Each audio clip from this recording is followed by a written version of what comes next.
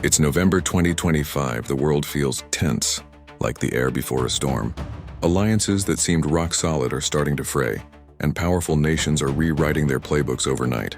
And right in the middle of all this geopolitical chess, the Indian Ocean has become the new center of gravity, a massive stage where everyone is watching everyone else. Meanwhile, halfway across the world in the United States, the conversation on the streets isn't about global strategy. It's about something much closer to home. The economy. People are struggling. The national debt is a constant headline. The cost of just living, rent, groceries, gas is through the roof, and finding a good, stable job feels harder than ever. It's the kind of pressure that makes people look for answers and sometimes for someone to blame.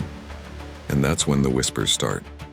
Whispers about foreign talent, about immigration, about work visas.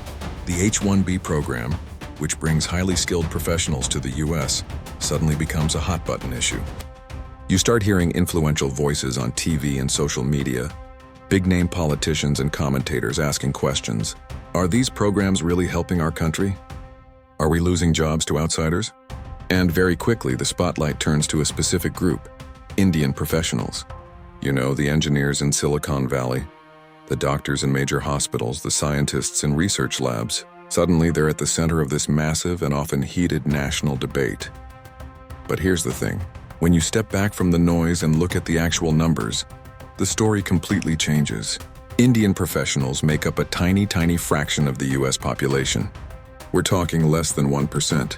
These aren't people who were just handed opportunities.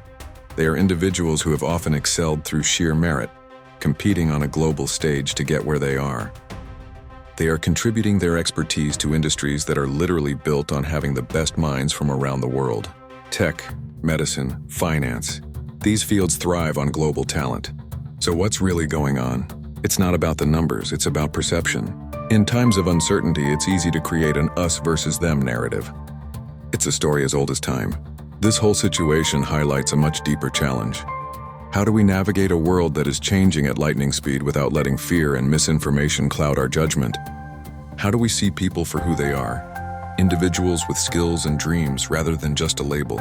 Now let's zoom back out across the globe to India.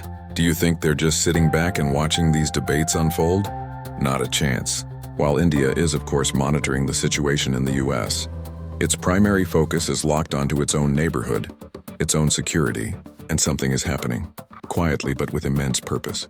A series of official aviation advisories, they're called NOTAMs, start appearing. They're like digital keep-out signs for pilots. And these signs are popping up in very strategic locations, over the vast Arabian Sea, along the sensitive Sir Creek border area, and across the critical northeastern corridors bordering China. What do these warnings mean? They're all connected to a massive military exercise. This isn't just the Army or the Navy.